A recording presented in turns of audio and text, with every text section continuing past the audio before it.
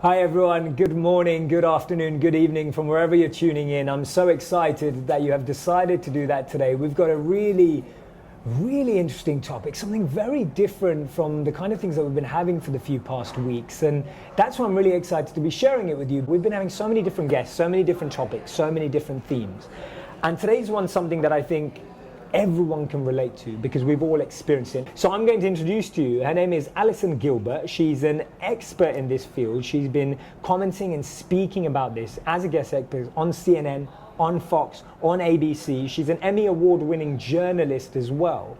And she really talks about how we can keep memories of loved ones alive. And her book's just come out. It's called Past and Present.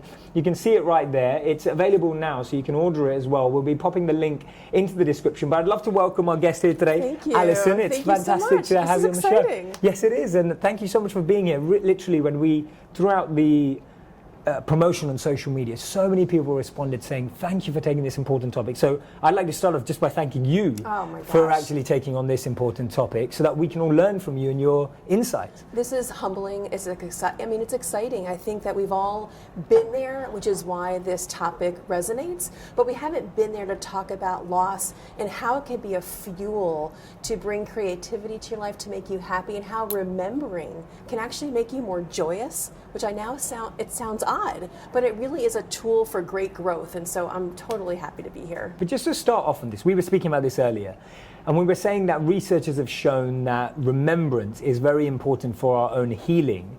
But as you were mentioning to me, they haven't really shown us the path of how to actually make remembrance properly.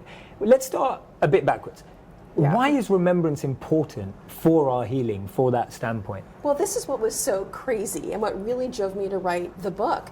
Experts have always said that remembering is crucial to healing, that those who work hard, who are proactive, and that's really the key, you must take steps. You must do something. When loss is new, you're generally passive. You got to think about that. People generally know how to support someone who lost a loved one. You go to a funeral, you may pay a Shiva call, you go to maybe, a wake. So people kind of know how to show up to help you in that immediate time, but it's what happens later.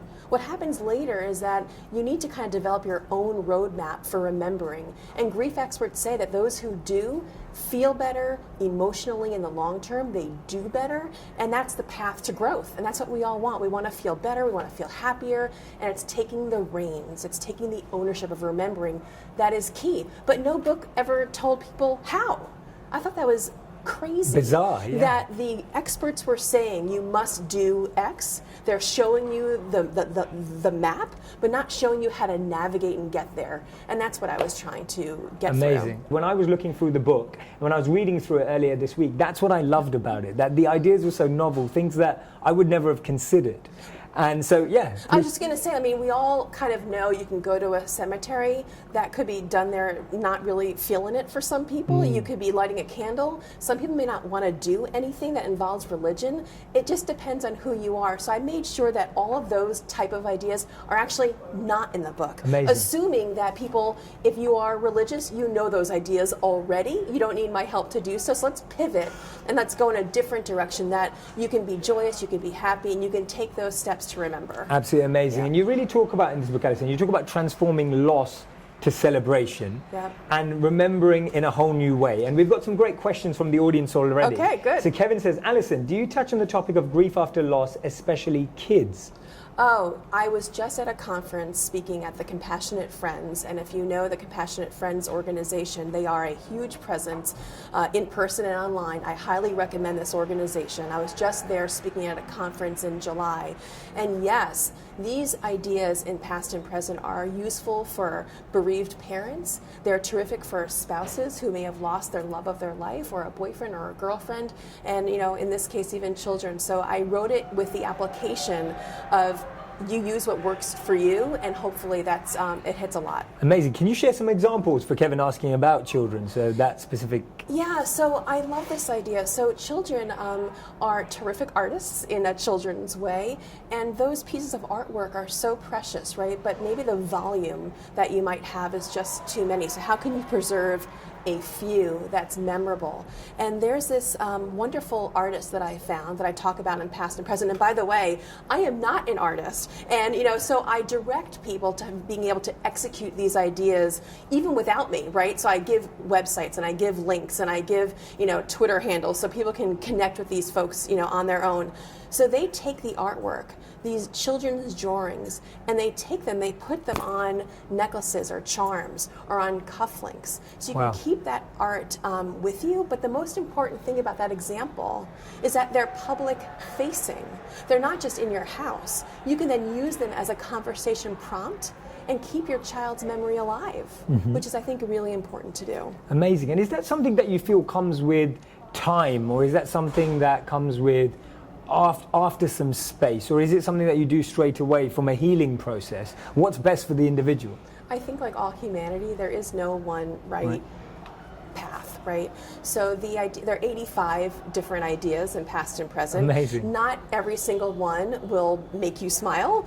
If that's not, like if you don't like cooking as an example, then the ideas that resonate, that are revolving around food may not be right for you. But if it is about artwork and your child's drawings or even handwriting, there's another example about how to preserve your loved one's handwriting, right? Handwriting Amazing. is so evocative. So if those aren't for you, there's always another chapter, another set of ideas that are for you. And so over time, it's where you are. Amazing. And no one's going to Amazing. say you must do this now. These are written in a way that you can kind of bounce around and do what's right for you. Amazing. So that they can change, they can evolve. You can move from number 1 on the list to number 64 on the It's list. in order because I thought that was a good way of like writing a book, Yes. but doesn't mean that you have to do any of these ideas in any Understood. particular order. And there may be just a handful that feel good now, and there might be a handful that feel good next year. Amazing. It just depends on where you are, and there's no right or wrong. Rack says, so do you believe in closure in loss of a loved one? Oh, no. I think that is just a made-up theme. I think that closure, if you really, truly have loved, why would you even want there to be closure? I think that love lives on, and it's how you nurture those connections. I think that those people who really think there is a black and white or a before and after without any sort of continuity, actually, it's been proven, have more trouble moving forward. This book is really about moving ahead, kind of how do you create and nurture this brand new, different life? It's not the life, of course, that you may have wanted, right? You want your loved one with you, but you can't change that. So how do you move forward crafting this new identity without your loved one, and do so in a way that makes you feel strong, that makes you stand tall, that makes you feel like you got this? And that ultimately comes from when you accept all of that, when you own the fact this is your job moving forward of how to keep that memory alive, when you know it's your job to be proactive, you create happiness and you create joy, and that's the real gift. Amazing. And I'm really interested about spaces, because Yeah. I feel that spaces and places, and even when you're walking and traveling, nostalgia, etc., even when it's not attached to a loved one, when you walk down somewhere that has an old memory, Yes. how can you transform spaces, especially external to your home and memories? How does that work? Yeah, 100%. Actually, it's so interesting. So, it's still good enough weather in many parts of the world that you can really get outside and enjoy the weather. And nature has also been proven to be this wonderful healer, that there's something about getting out of that space that we inhabit indoors, and something about the noise of being outside, or the lack of noise, right? Hearing things that are of the natural world that's really restorative. And the reason why it's restorative is that it allows your mind to wander to places that actually have been niched aside, if you will, that are the happy, joyous places, and they come back more fluidly once you're outside in nature. It's an amazing phenomenon, and I think it's really important to talk about, which is the exposure of the outdoors and how it can really inform how we move forward after loss. Anytime you create habit, anytime you create ritual, when it's in the mindset of remembering, that's actually healing, because again, you are taking ownership. And that, loss, the reason why I'm harping on this topic is that loss really destroys some of that feeling that you have control, because loss is out of your control. Sure. So once you pivot to having that control and gaining it back in preserving memory and sharing stories and keeping that loved one alive, that's where the power comes from. And that's why there's such a difference between loss as something that takes power from you to remembering, which restores it. Absolutely amazing. Yeah. And how does that distortion work as well between we're taking back that power and keeping that, preserving that relationship, but do you feel there's a fine line between the other side you spoke of earlier where you almost make yourself feel like the person's still there in an almost mystical way? As in, how do we make that distinction of accepting the loss but appreciating what was given or shared? I think that acceptance comes first, right? The acceptance of the loss must come before anything in past and present. Knowing that your loved one is gone is critical to moving forward, because you're not, unfortunately, going to get your loved one back. That's a tough thing to realize, and I've been there. When my mom and dad died, I wanted them back, and I was, young, and I still needed their advice. I still wanted their guidance, and so I would put myself in the camp of, disbelief until, of course, reality is that you need to go forward, and they're not coming back, and so these are healing and restorative once you do make that grappling. Amazing. Yeah. Yeah. And how have you preserved those? And I love what you said then. You say it in the book as well. You talk about still wanting guidance from your parents. Yeah, of course. And you talk about having a conversation still with them in the sense of seeking that guidance or thinking, oh, what would my mother do? Yeah. So how have you preserved the role that your parents had in your lives and the impact that they had? Well, the first thing, I love talking about them. The first thing that happens when a loved one dies for many people is that all of a sudden, like, where do they go in my conversation? Who do I talk to them about? Your loved one is still a part of what you're thinking about, so then not to verbalize that feels like a secondary loss, like somehow you've lost the ability to connect with them. And so I think just telling stories, keeping their name on the tip of your tongue and talking about them and not being fearful to do so, because sometimes you're like, well, do people really want to hear this story? But I think even just speaking their name out loud is an incredible lesson to own, and I think it's really important to do. And the one thing I would add to that is when we had a viewer talk about children. This is a really important lesson for kids. So if you have kids, as a grandparent or a parent or even a sibling, to be able to talk about that loved one in the context of how that child remembers them. So for me, with my own children, I would never say my dad or my mom to my kids. I would say your grandma or your grandpa. Beautiful, yeah. And so if you orient it around to how that person will hear you, you're going to get much further, I think. Oh, amazing. Yeah. That's a really interesting, such a subtle point. It's but just, it's just so words, powerful. right? Yeah. It's vocabulary, and that translates to any country, right? It's how you orient your thoughts around the people who you're with, which you do at any time. So Riza asked a question, and this was something I was thinking about when reading your book as well. But this is, how do we prepare kids for a sick, dying parent? It's almost the other side of it. Yes, yes. How does that work? 100%. My number one advice would be never lie. Never lie to a kid. They will always know eventually, and then they'll own the fact that you somehow skirted the truth with them. It is so important. Now, that doesn't mean you tell a young kid everything all at once. It's like if you were at a feast and there was a ton of food before you. You would pick and choose and you'd be very careful, but everything is there. It's just a matter of how you kind of consume it. So you dole out parts of stories to young children. It's never a lie, it's just in bits and pieces, and then you wait. If they're satiated with a little bit of information when they're young, you're done. Wait for the next question to come. It could be in an hour or a month later or a year later. And when they're older, you can take more from that buffet. You can serve more of the food, if you will. You can give them more of the details. But I would say never lie.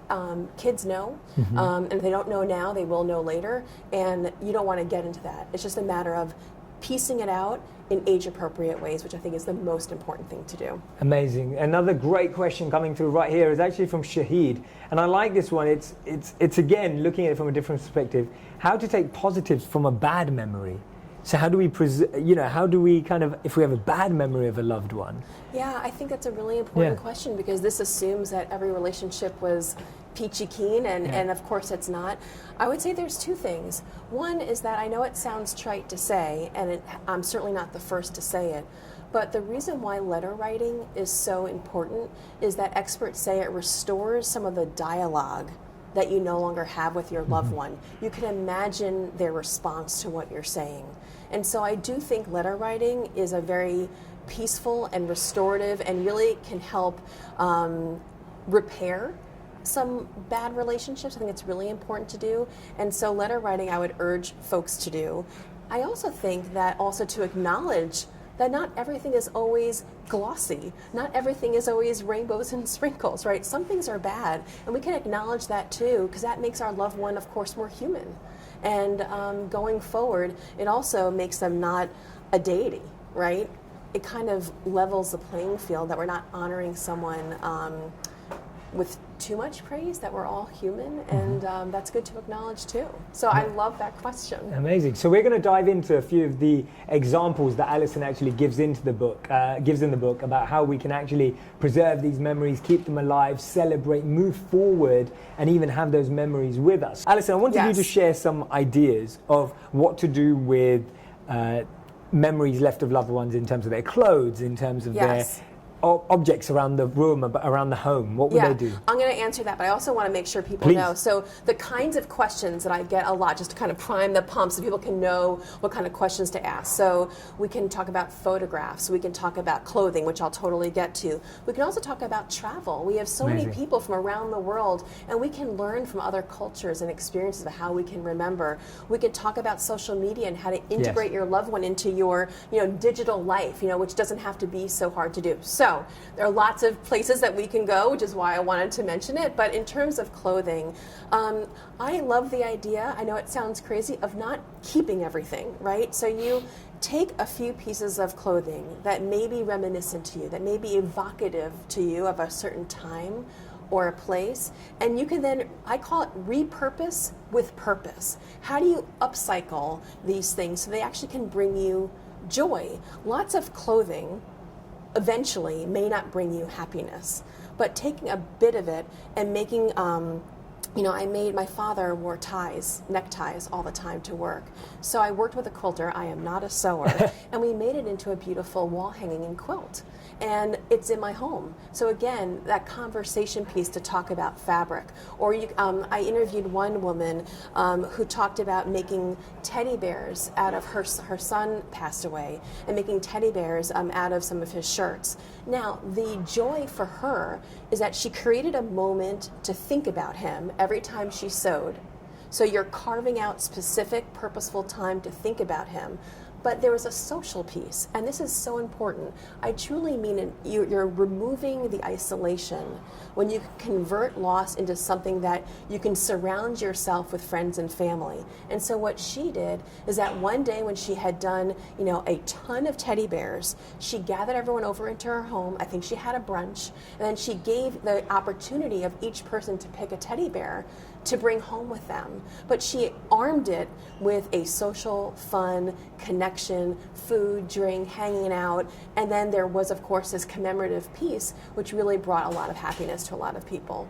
Amazing. And Katie's actually gone straight into the area we were speaking about earlier. Okay. She said, what about our social media legacy as being something our loved ones will have once we're gone? Do you think this is something young people consider, that their children will forever have their Facebook or Twitter space to remember them by? Now, you mentioned social media in the book. Yeah. How's that a great way of having memories?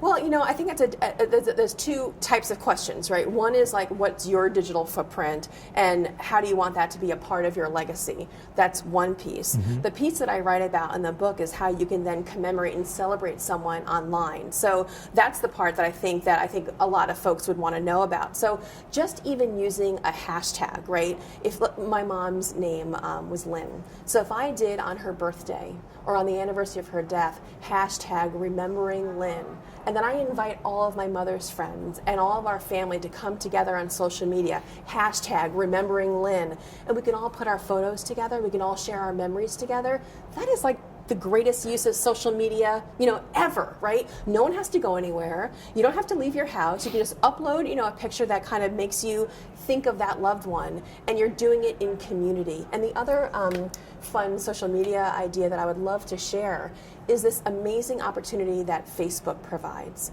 So instead of just saying on the anniversary of someone's death or their birthday, today's this really important day to me, if you invite then other people to respond with their memories of your loved one, that way you get a dialogue going, and you might actually hear a story that you might not even know, and that's really fun too. And I think that it's really important to restore that conversation so you're not isolated, and social media is a great opportunity to do that too, so you can kind of expand your net of memory, and I think that's where the healing comes from too. Oh, definitely. Yeah, I love that idea. Yeah. I genuinely like that idea of just being able to find a story from someone that you'd never heard before. Yeah.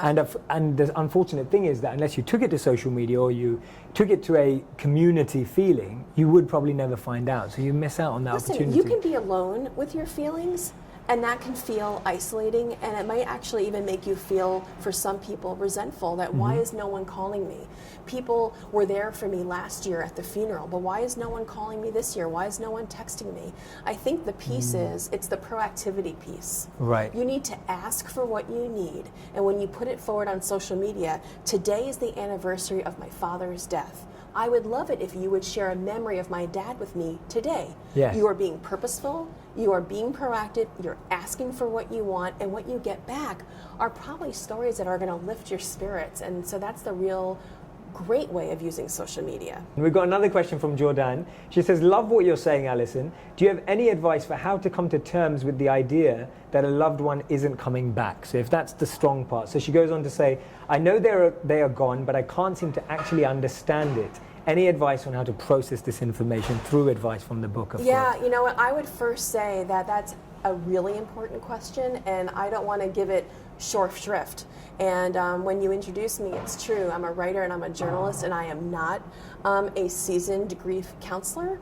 And so I want to reflect that in terms of my response. So I would say if that's something that really is giving you pause and that you need support, I would say go to someone far smarter than me to answer that. But in my lay person point of view, what I would say, the more you try to commemorate and the more you try to celebrate, I think the more you can accept their passing. Because I think the reason why some people, I'm not saying you, why some people have trouble with that disconnect and separation and releasing the tether is because they haven't figured out a way to keep their loved one close. Because the only way to keep them close feels as they were actually here. So by following some of the ideas in past and present, by keeping them with you, I think it actually may help. Yeah, and I definitely think a lot of the advice you're giving helps those challenges. So people may say, my challenge is I can't seem to talk about the person I love. Yeah. But like you were saying, if you have an item that you've used around or you're wearing it or something, someone else asks you, it becomes a lot easier to explain and give a story 100%. than it does to talk about the memory of their last moment you had with them. It feels so awkward to all of a sudden bring up your loved one out of the blue. Yes. If you have an object or if you create a dish that is reminiscent of that person and you're just talking over the dinner table, that feels a lot more natural. You're not kind of creating this odd, weird, kind of elephant in the room experience where like, where did that come from? You're creating an opening, you're like cracking open an opportunity, and that's where all these ideas come from. You're really shoehorning into places that may not ordinarily have that moment, and you're creating one. You are creating it, and if you create it, that's where ownership comes from, that's where healing comes from, and that's where the growth comes from, really. Amazing. You talk about this, so I picked this out, page 65. You talk about number 26 out of 85, recall and preserve their voice. How does one do that? Can you share more? I mean, obviously I need to say one thing really unbelievably. So 26 is a very important number in my family. Okay. And so it's almost odd that of the 85 ideas in past and present that you would start on 26, there's something with the love that's happening here. Like I definitely didn't know that. I know no you didn't idea. know that. It's true. He really didn't know that. So that's why I'm thinking that there's something coming on with this love that's happening. But so 26, tell me which one that was again. Recall and preserve their voice. Yes, okay. Yeah. So we all have, or we want to have our loved one's voice. Who doesn't want to hear their loved one's voice again? And so I use that particular idea of ways to kind of extract audio from maybe it's video. Maybe you've watched home movies at home, but haven't focused on the sounds. And what can you do with those sounds to make you feel more connected? But most importantly, because this is really most people, if you don't have an audio record of your loved one's voice, if you don't, what can you do that you can try to hear them again? And so I quote an expert who I interviewed at the Stanford University Memory Lab, so a really amazing guy. And what he says to do is put yourself in a quiet place and think about a specific, not general, a very specific time and place where you remember being with your loved one. It could be a wedding, it could be a special dinner, it could be an office party, wherever it was. And if you ground yourself in that moment, if you put yourself in that situation visually, you're more able to extract in your head the voice from that time.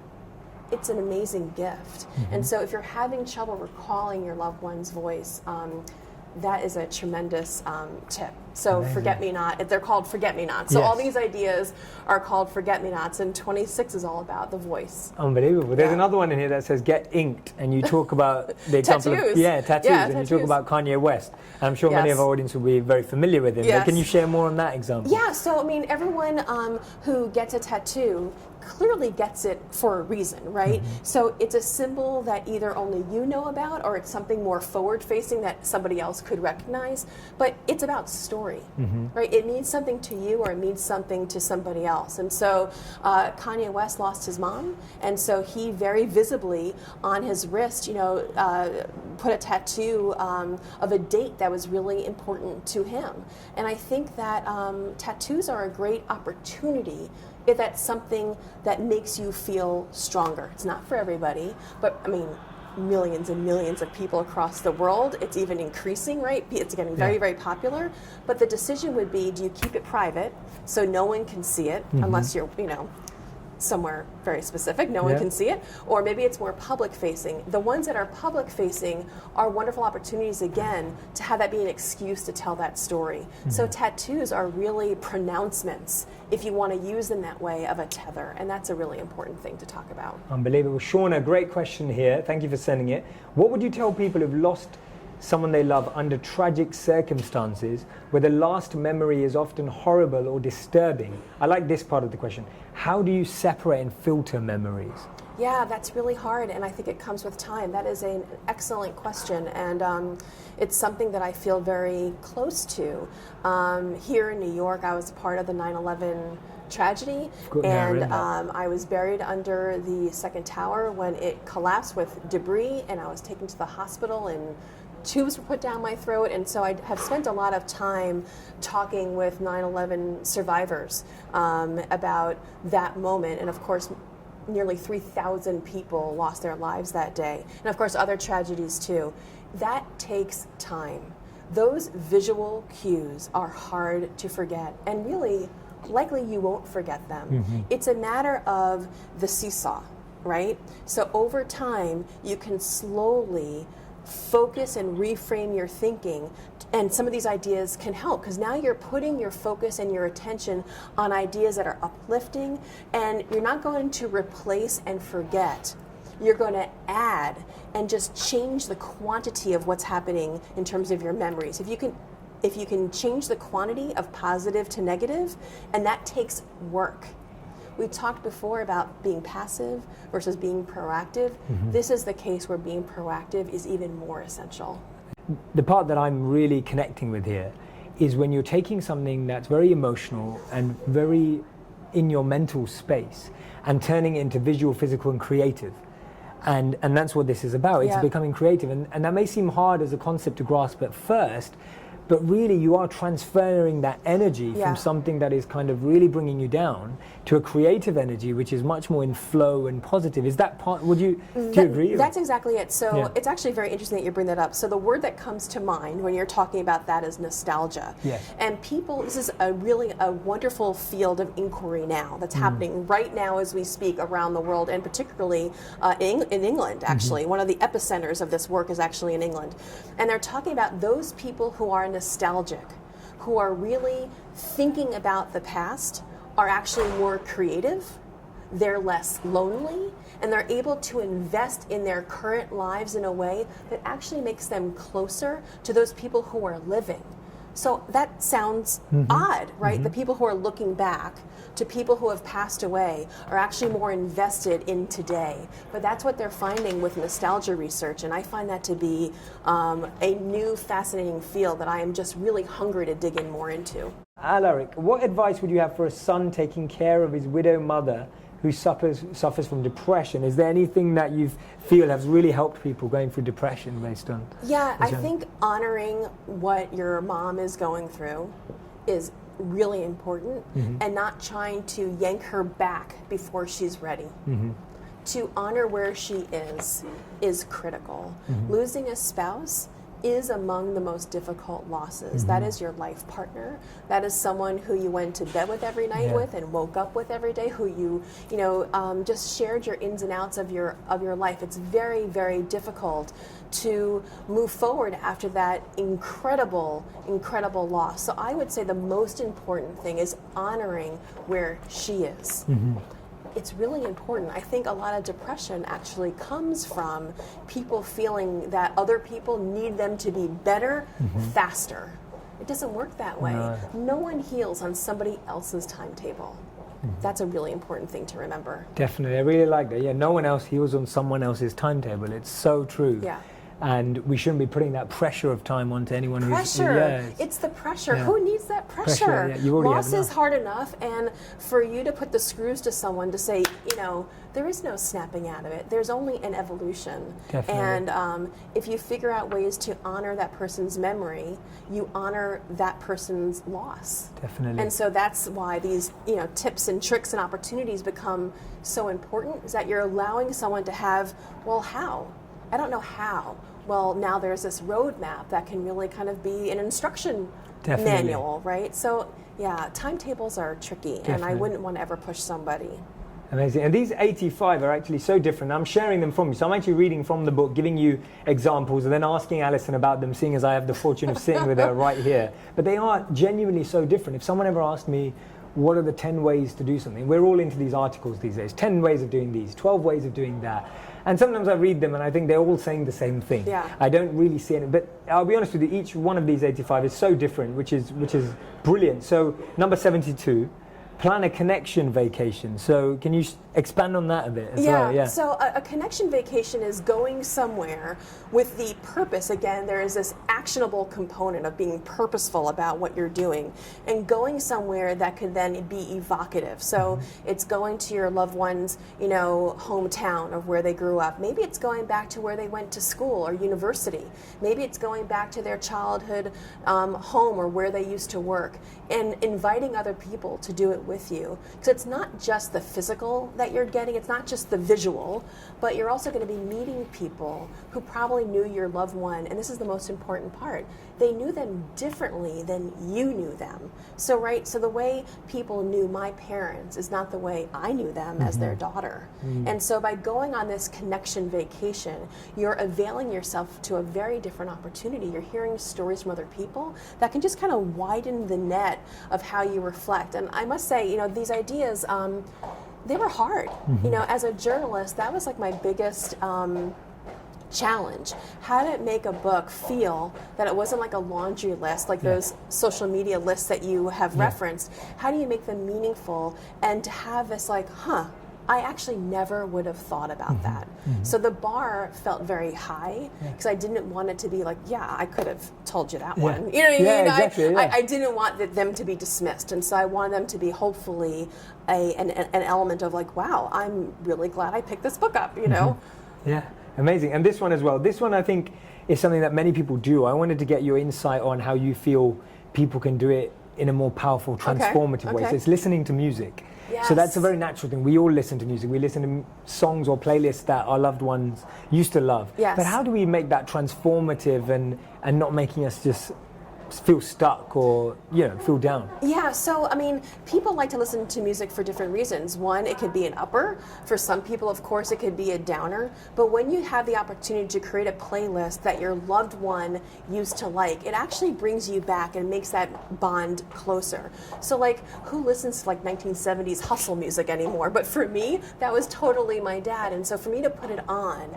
it transports me to a time where maybe he and I danced danced together or shared that moment. And so I think music can be an audio tether. You don't only have to rely on photographs or clothing that we mentioned. It could be music. And I think if you curate a playlist, when you're in that mindset to want to be transported, that is the best opportunity. You have to want to go somewhere else. You have to be in a place where you want to be connected to your loved one and create a playlist for that time. There has to be a desire. You have to curate that playlist with a purpose, wanting to move forward, but it can be a really, really powerful method. Allison, where can people keep in touch with you? Where can they connect with you? Of course, you can order the book, Past and Present, online. We've put the link into the comments section, so you can click on that and order right away if you want to find out about 85 ways of keeping the memories of loved ones alive. But anywhere else, Allison, on Twitter and social media? I would encourage everyone to be in touch with me, because actually,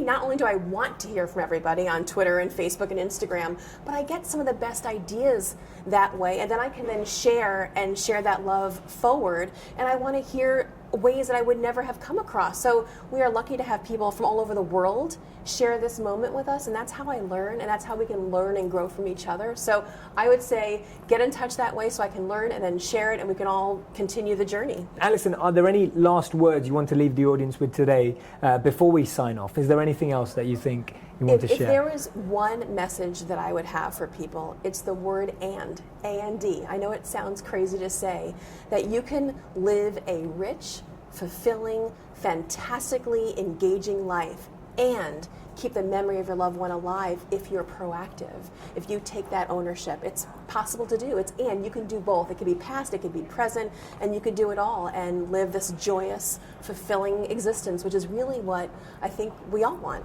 Yes, definitely. I love that. You can do both. It can be you don't have to choose. It can be and. It's just one word. It's just amazing. And. It's and. You can look forward, you can look back, and the and is the bridge. You can do both. You can have everything. Thank you so much for letting me serve you. Thank you for being with us today, and bye-bye from me and Allison. Thank you. And take care, guys.